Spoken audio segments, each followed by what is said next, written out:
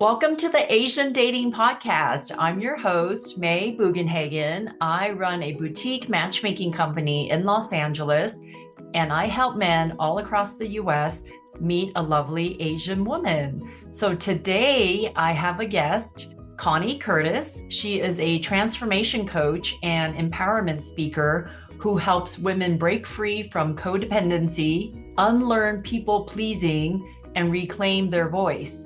A former chronic overgiver turned full time truth teller, Connie guides women to date and live from self trust, authenticity, and desire. Welcome to the show, Connie. How are you? I'm great, May. Thank you so much for having me on today. Yeah. Can you tell the audience a little bit about how you first got started and what led you to become a transformation coach? I would say just from my different experiences with relationships, not just romantic relationships, right? But you know, all the relationships over the years and just wondering why I kept magnetizing into these certain type of guys, which were not really the best relationships, like really for me at the time, but I can look back now and see well where I learned from that, right? So and I still see women as certain things, and it just really I want to, just scream at them sometimes in a very empowering way, right? That what we've been taught is not really helping us in the dating scene, I guess, or if you're even in a current relationship or partnership, right? Yeah. And I just know from my own, learning experiences that sometimes the most like what I look at is your intuition and your guide that a lot of people don't realize or even know about this, right? Like just, to really trust in your body and it's going to guide you step by step, basically. So, yeah. So, what type of clientele do you mainly work with? Like, what age range, and is it just women?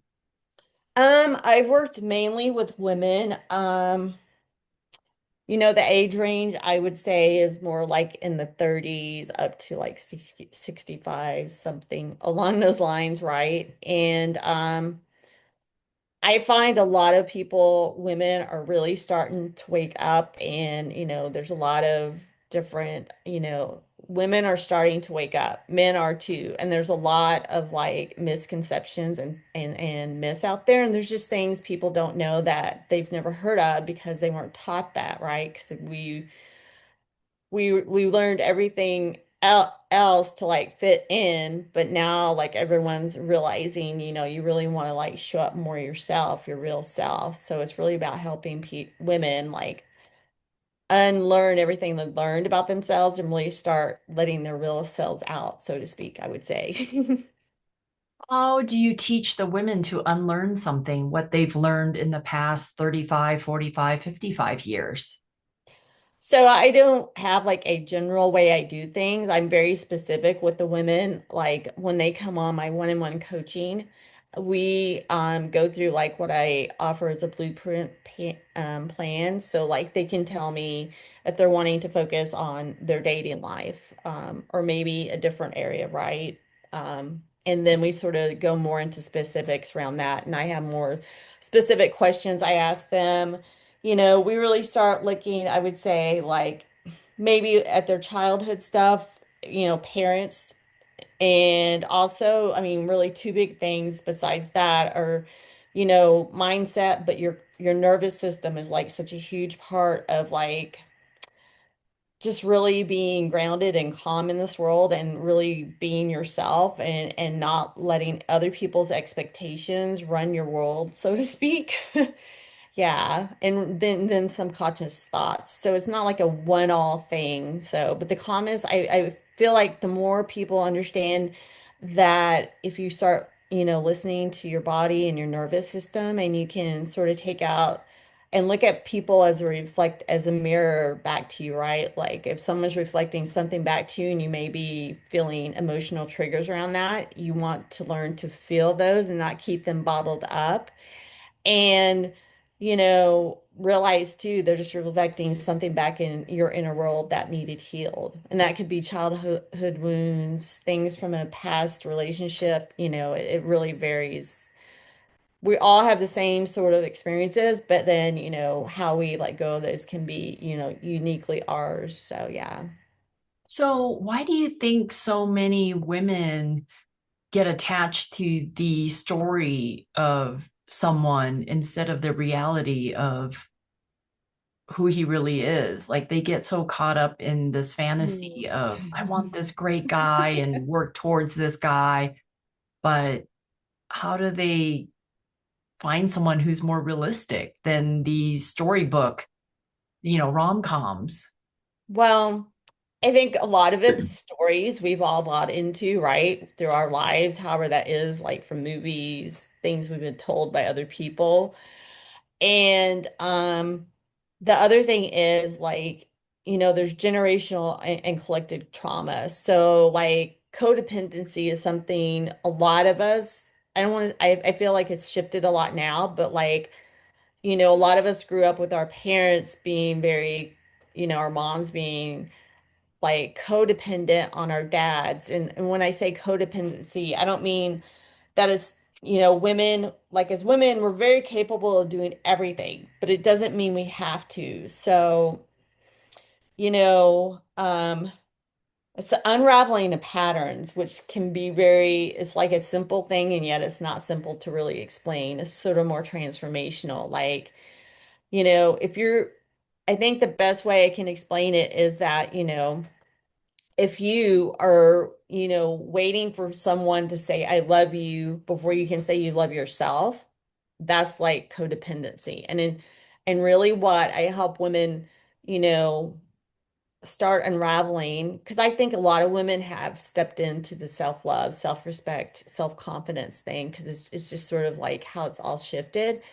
And yet there's always more layers to unravel, right? So really seeing those subconscious thoughts and patterns that might be running you that you're not aware of, that keep you in a relationship that isn't really in alignment with you. And I say this from my own experience years ago. It was like my catalyst relationship where I woke up and realized, that all the things that I was putting up with, like breadcrumbs of wanting him, like the potential of him is what a lot of women fall in love with, right?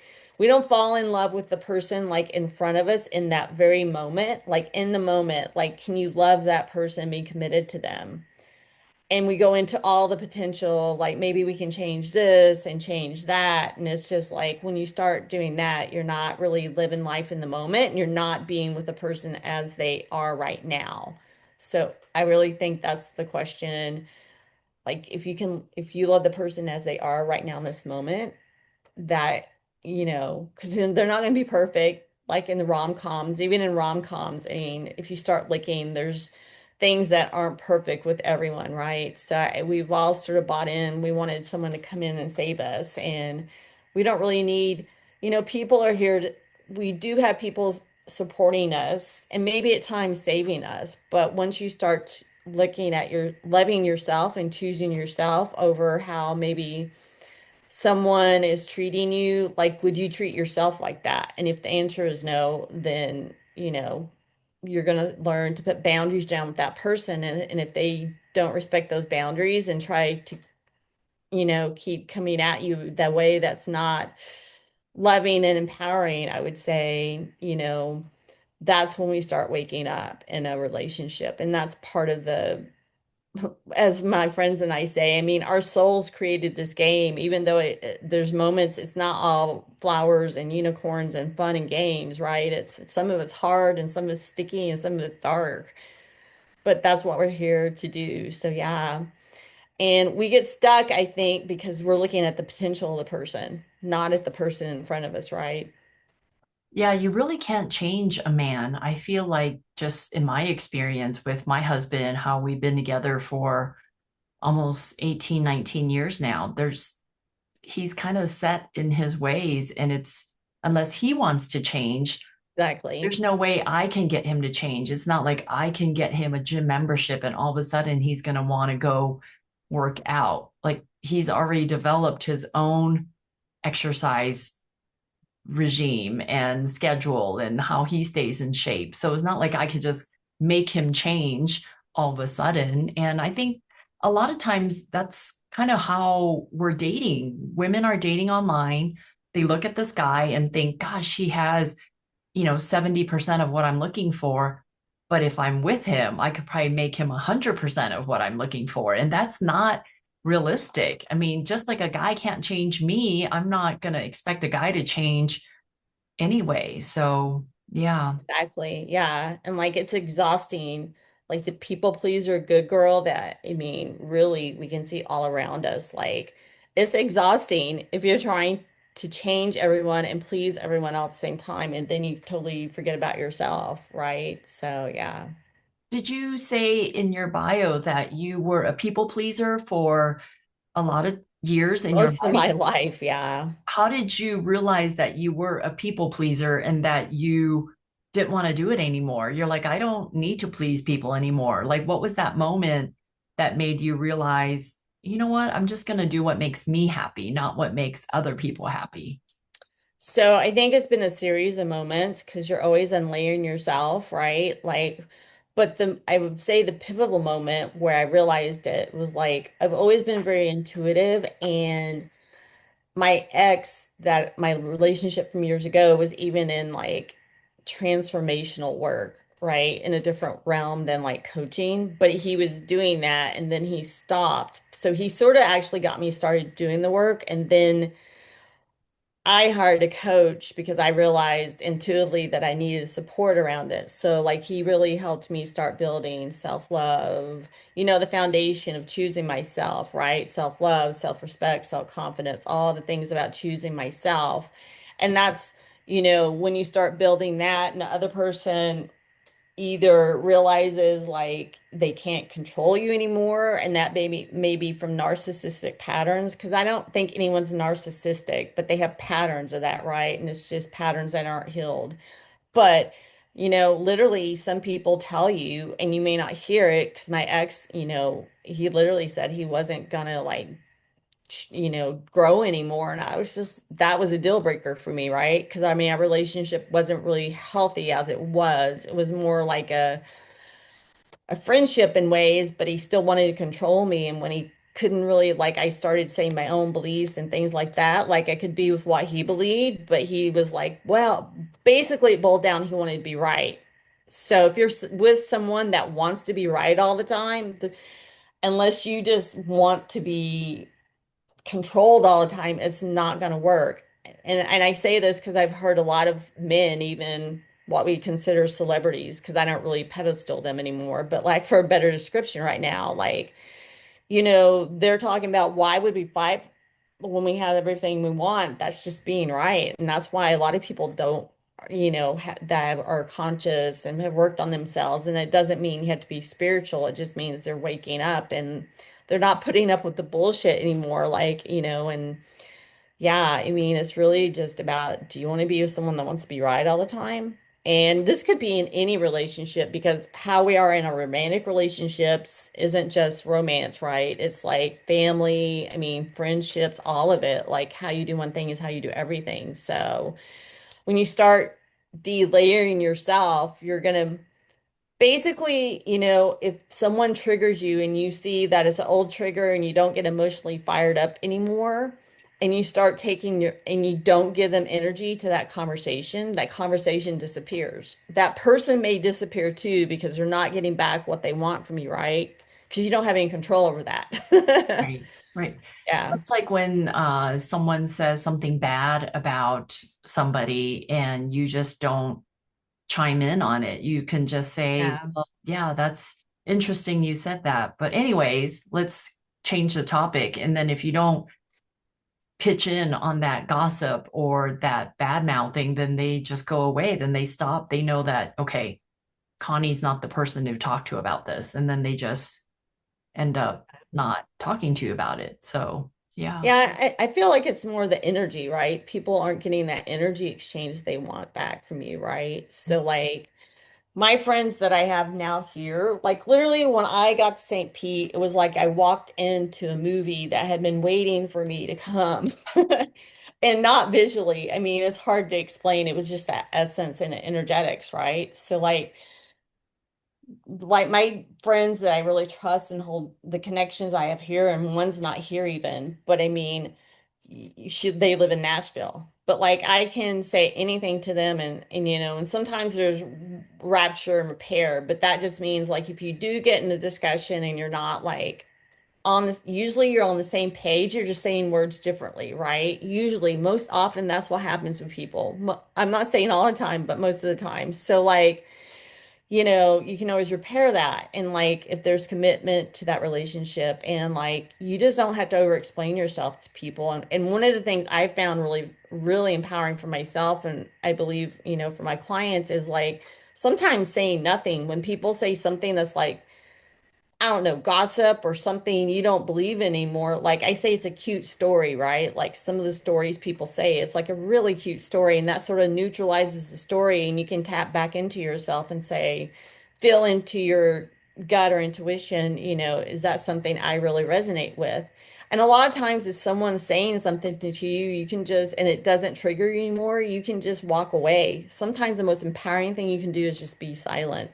Yeah. No response is no response is like a huge way to like, I mean, it's very empowering for you, and it says a lot about, to that person energetically, that it's like a boundary and you're not available for whatever that conversation is anymore, or, whatever you're talking about, right? Yeah. So, Yeah. yeah. So, as you work with the women, how important is it for them to have clarity on who they're looking for in a partner? Like when they talk to you about their values, non-negotiables, and the qualities of who they're looking for, how do you walk them through that? Like what they're willing to tolerate and what they're not? I think a lot of that comes from like your past experiences, like with romantic partners, even family members or friends, because you're gonna have things that you're just not available for anymore, or boundaries with, right? So when you work with people, women, around like past relationships they've had, I mean, when people start sharing with you, you'll start hearing things. I do, at least is when I guess, like things that really weren't things they wanted in someone. So a lot of times it's because when you're sharing that with someone else, they'll hear something maybe you don't hear about something you don't want in someone, in a partner, will say, for instance, right? And then a lot of times clarity just comes with like healing old stories and patterns too. You're not going to know exactly like you may not know exactly everything you want about them, because that's not, I don't even know if that's possible, right? But you may start knowing the essences that you want with your partner from like other people, like a certain essence or thing they do shows up, right? So that gives you clarity in what you want and you don't want to universe. And as like my friend says, like, you keep getting clear on the order you're putting to the universe. The universe knows what you want and don't want. And you don't have to do it all at one time, because things may shift when you shift. Things you want or things you don't want in a partner may shift too, right? Yeah. You're the only one that'll really know that. So, from your perspective, how can dating become a space for self-discovery, healing, or empowerment rather than pressure or performance? Um, I would say it's really when you feel pressured or you have to perform for other people, you want to look at yourself, because it's really a reflection back to you. Like you're feeling like you had to be a certain way, to be you, which isn't true. And that's not the real you if you feel like you had to put mask on to be with other certain people. And they're just mirroring that back to you, actually. So that's where the inner work comes in.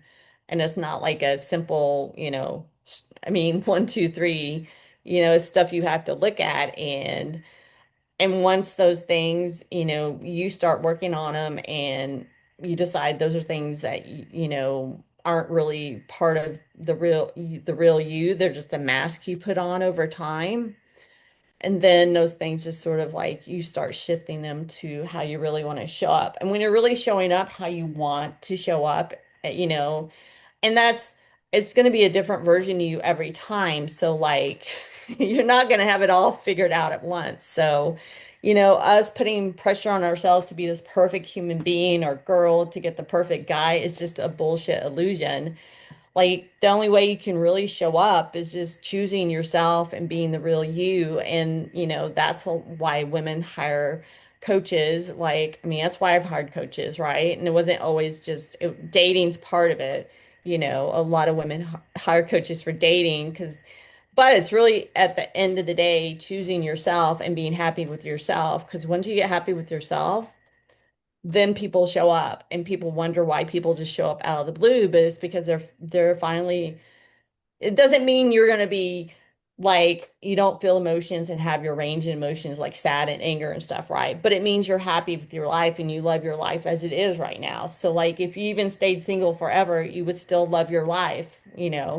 And that's hard for a lot of women and I get it. It's hard to just say that. I mean, and really feel it at times, right? And that's why it takes work to get to a point. Like even on myself, I've had to work to a point where I didn't have subconscious stuff popping up saying, "Oh my God, I need my prince," or whatever the hell it was, right? Like some cute little story I didn't realize I still had from whatever it was. Because I've created like I love my life in Florida, and it wasn't really like that in Colorado. I mean, with COVID, and we've all had our former versions, and I love my former version because she's the one that got me here. So without the work I did when I was in Colorado, I wouldn't be the person I am now. So I think yeah, for someone to be happy with themselves, they really just need to be open-minded to seeking help and to figure out what makes them happy and not live for another person, like you said, is yeah. just reach within yourself and figure out what do I really want for myself. I don't think a lot of times women jump from relationship to relationship.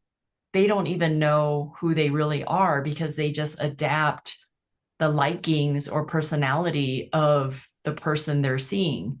And they're not even figuring out if they really like Thai food or Italian food or Indian food, or just because their partner like that food that they just try to please their partner. So then they do what their partner wants to do and they don't know anything about themselves because they've never been alone, maybe. And too, do they even really like that person? Not to sound harsh, but are they just latching on because like they want to be with someone and not be by themselves, right? Right. Because a lot of people, it's really hard for some people because they haven't really done the inner work to be alone. Like I can hang out with myself all day long and be good with that, right? But Yeah. that's because I've done the work on myself. It wasn't like that for me forever. So, I mean, part of it is just being okay with yourself and loving being by yourself.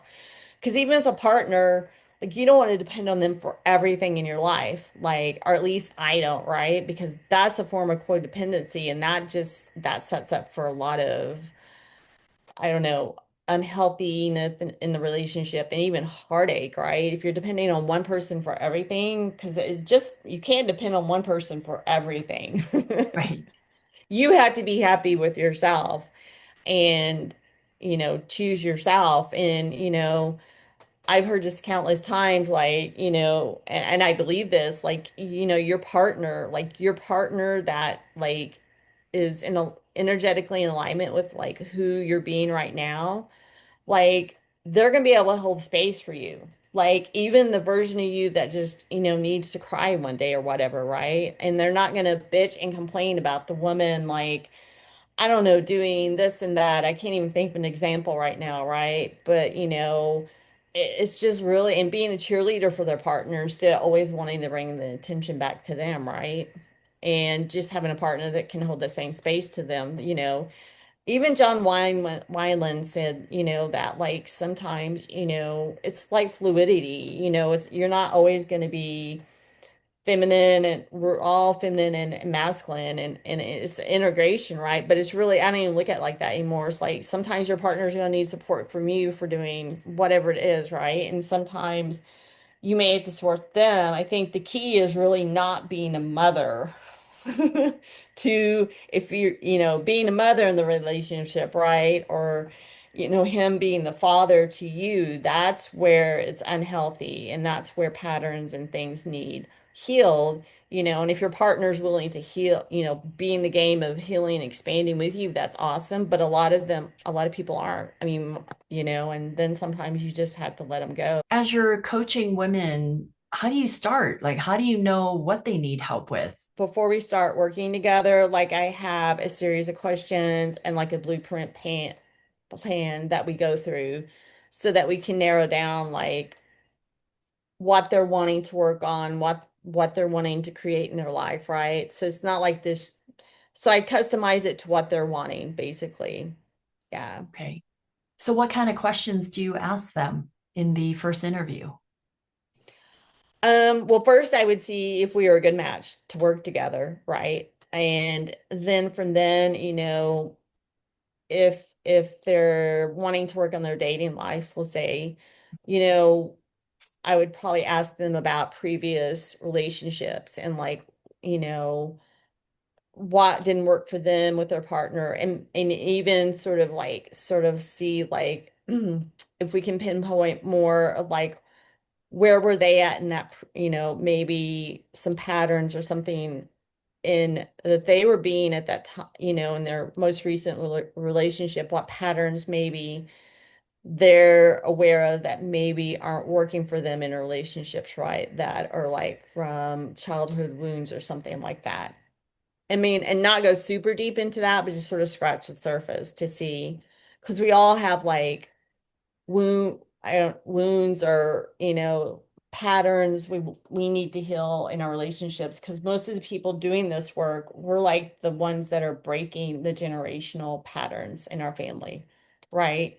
So to scratch, ask a little bit more around like their previous relationships and maybe their family, things like that, to sort of get a better idea of like if their dad was around a lot or if he wasn't or if he worked a lot, because that says a lot, you know, like the stories we make up as children, because they're just stories, but then they run our adult life and they run your dating life and your business life or, your friendships or whatever. So, like, and one question is like, to like, I mean, like, are you always trying to be right in the relationship or, are you always the victim in a relationship too? These are things you can sort of start seeing for yourself. And like most of the women I work with have some sort of idea. Like they're not brand new to this work usually. So they've worked on themselves enough to sort of know like maybe where they're at with different patterns and things like that. What is a dating tip you can give the women out there who are listening?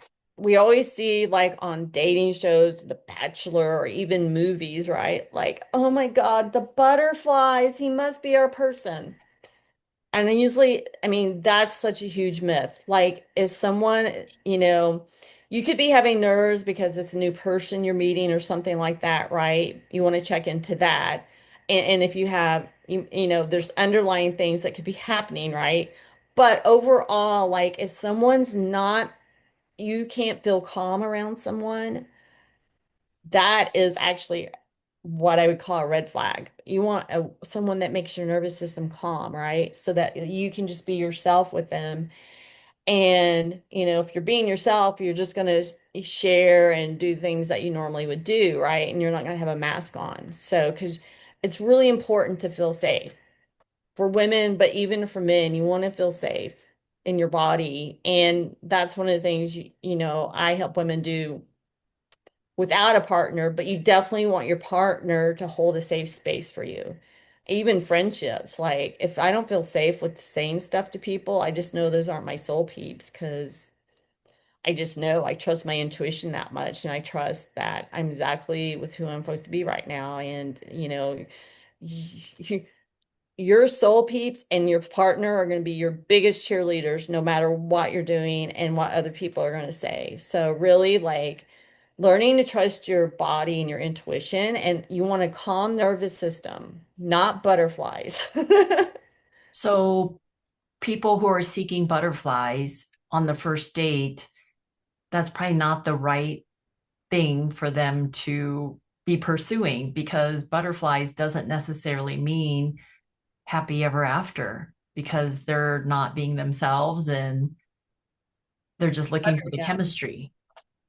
Yeah, butterflies usually are like if you're feeling anxiety or triggered by patterns or emotions or something like that, normally from that person, right? I mean, I can't say for sure exactly what it, but it's something like that. So until you, and this is really why like learning, as someone, if you feel emotional triggers, maybe you do on the first date, right? Like to go take a moment for yourself and feel whatever comes up, whether it's crying or laughing or and just shake and move your body, even hum, right? So once you ground yourself back into your body, you can walk out to your date and you can feel how, if you feel safe with him. So Yeah. if your nervous system, even after you ground and you walk back out, and this goes for men too, like if you walk out again and like your system is feeling calm with him, that or her, that's really good, right? It doesn't necessarily mean it's your person, but it means someone like that, is a safe space at least to start, Yeah. see where it goes, a friendship or whatever. But if you walk back out after grounding yourself and your nervous system freaks, I don't want to like goes into all these I don't know, like sensations and things in your body, then I would probably just say that's a no-go situation because your intuition knows before you do, right? So if you've heard women say a lot of times, like they've had a gut feeling about that person before they went out with them or whatever it was, that's your intuition and body. So if you listen to it and just say, oh, this person, even though I've grounded and there's no calm, my nervous system is still not feeling calm around them. That's when you want to put a boundary and just say no. Yeah. Earlier in the podcast, you said that you were very intuitive and probably your whole life you were very intuitive. How do you explain to somebody if they are intuitive or not? Well, everyone's intuitive. It's just a matter of like learning to listen to yourself because we've really all been taught to not listening to ourselves, but to everything outside of us, right? All the noise, and there's so much noise now. Um, so it's really just helping people tap back into their intuition, like helping them like really shred the layers and the stories and the patterns that are probably blocking them. So just trust your gut and go Yeah, with that. trust your gut. Yeah. Yeah. Yeah. I love Yeah, that. I love that. because you will have no regrets. Like I can promise you won't have any regrets. Now your ego or head may be, wanting to have a conversation about that. But usually I just say it's a cute little story. Your body knows the best. Like I always, it's just step by step. And if you take it step by step, like your body's gonna keep you safe. Yeah. Like the ego, not so much, right? I mean, that's like you shopping at night and walking toward your car at a quiet, dark parking structure. Your intuition is kind of what you feel and what you predict, I guess. I don't know. Like, how do you sharpen your intuition? If you're somewhere, we'll use the parking lot for example. Like, how does it make you feel? Most of the time, if a woman's in a dark parking lot, it's quiet and like there's no one else around, you don't usually feel good. You don't usually feel empowered about yourself. So that's one way right there. And the other thing is like just being responsible for yourself. So, like most of the time when we've done stupid things, because I did stupid things, I just, sometimes it doesn't always go our way, right? Because I mean, but we've all done stupid things, like, because that's part of life and that's how you learn not to do the stupid things anymore. And your intuition just sort of helps you like not do as many stupid things. If you start listening to your body, like how does it make you feel in a darkened part? I mean, it's like going to a horror movie. The girl's not feeling good. She's feeling fear when she's in that. So like, why do you want to put yourself in that Right. position? Like it could be from why, a lot of people keep themselves in the struggle, right? Or feeling pain, and you don't even realize you're doing that. And that's it could be because of subconscious patterns and thoughts you're not even aware of. So that's like part of it too, like sort of going into your head and excavating shit that isn't really empowering you anymore, right? So Yeah. that you can listen to your body more. And I didn't really know what as a kid.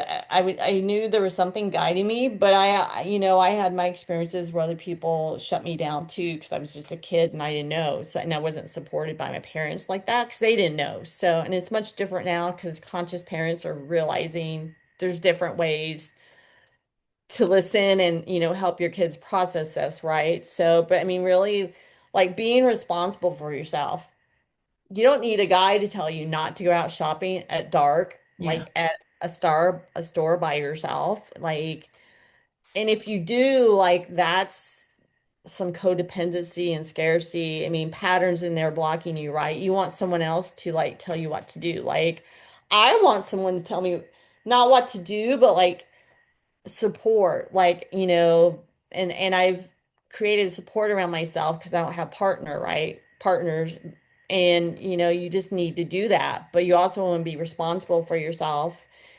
And there's a difference between like being the victim as being empowered around when you're asking for support. And that's a lot of that is energy, right? So yeah, hopefully that answered your question. So Well, Connie, thank you so much for joining me today on the Asian Dating Podcast. And of course, I will put all of your information in the show notes. And when you work with people, do you work with them virtually then? Because you don't fly out to them or anything, right? It's all done virtually on Zoom or I do coaching one-on-one, but I also do immersions with people one-on-one. I would actually fly out for like a weekend or something and then fly to where you're at, right? Yeah.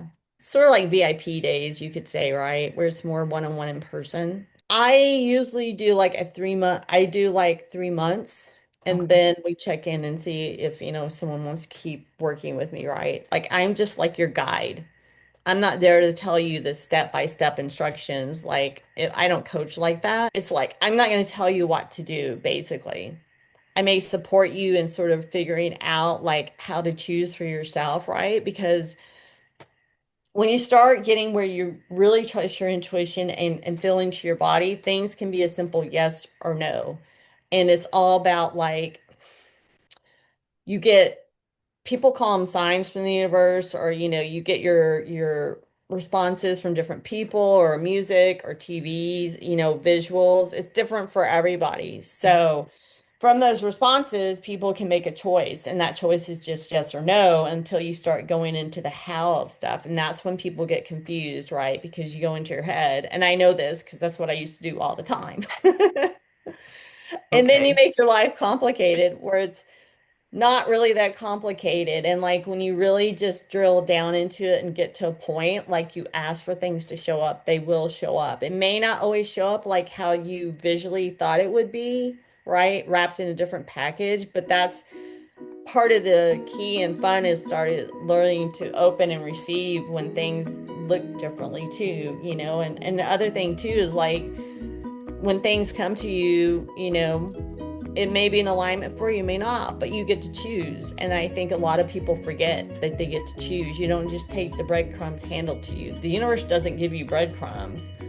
Yeah, you might give yourself breadcrumbs, but the universe wants you to have exactly what you want and probably better than, you could ever even dream of. Yeah. Yeah. Okay. Well, thank you, Connie Curtis, for joining me today on the Asian Dating Podcast. And for women out there, if you're single, I would love for you to be in my Rolodex so I can find you. Please go to twoasianmatchmakers.com to register with me and fill out a profile. And men, if you're looking for a matchmaker to find a lovely Asian partner,